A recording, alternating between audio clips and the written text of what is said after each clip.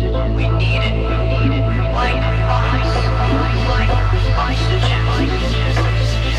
It's why we breathe it. Like water. Like a fox. Like a fox. Hi, everyone of the Women in Tech Like a Boss podcast. I am excited. We've got another fantastic episode here to bring to you. Today, we've got Kate Skavish. She's the Chief Visionary Officer at a company called Wave.video. She's figured out a way to tap into her advanced mathematics degree, her work as a data analyst, and her understanding of marketing and data to bring a really innovative way of being able to bring new content to companies, to customers. Hi, Kate. It's a pleasure to have you here today. Hi, Lorraine. So let's dive right in. So, Kate, what stage of funding is your company, Wave.video, at right now? We are at stage B. Excellent. So that's fantastic. And how long has your company been around? Wave.video is around for about 2 years now, and we build on another company, which is Animatron.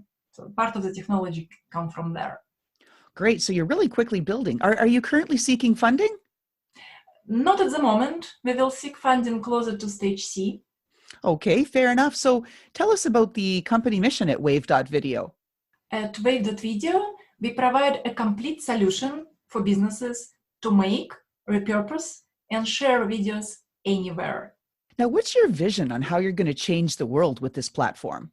We help to empower businesses to build brands' visibility, leadership, and growth one video at a time. Now that speaks a little bit to the next question, but how is Wave.video changing lives? With the help of Wave.video technology, individuals finally have a fair chance to promote their brands online, compete, and win the attention of consumers, and on top of it, become leaders themselves. When we get down to the specifics, whose lives are you really changing? Well, people like me, small business owners and agencies. Now, what makes you a good leader? Well, I help people to focus their attention on what matters the most, our clients' needs mostly. What is the hardest thing you've ever had to do? Learning English as an adult, that was and continues to be the biggest challenge so far. I can imagine how hard that is, as I've also tried as an adult to learn other languages. I think you're doing wonderfully well. Your English is fantastic. Thank you, but it's still something I'm working on. Well, good for you, because I couldn't conduct this podcast in Russian or any other language. So kudos to you, Kate. Thank you. Now, tell us a little bit about why you do what you do. Well, there was a moment in my life when I felt like no matter what I do, I'm invisible. That was when I came US and started learning English. And visuals helped me a lot at this moment. And right now, I think empower people with visuals, with video is something that really might help them to break through the noise and be visible, social, for their clients, everywhere. So, Kate, you've got an advanced mathematics degree, you've worked as a data analyst, and you've developed some really cool software. What's your technology edge? Even given this background, the edge is the way we present our solution to the clients, which makes really complex technology remarkably easy to use. I'm all about ease of use. I've tried to learn about 7 different software platforms in the process of learning how to put this podcast out.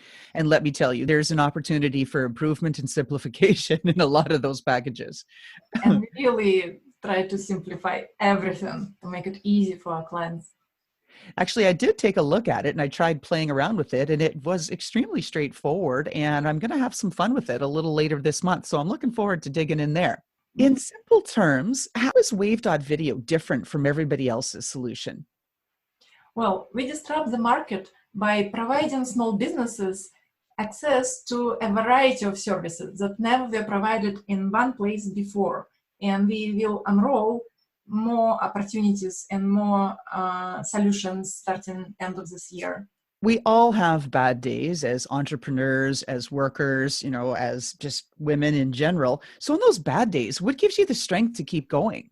Around Thanksgiving, I often think about America's first pilgrims. It helps to put my problems into perspective. I think about what they had to deal with. My own problems don't seem to be as dramatic anymore.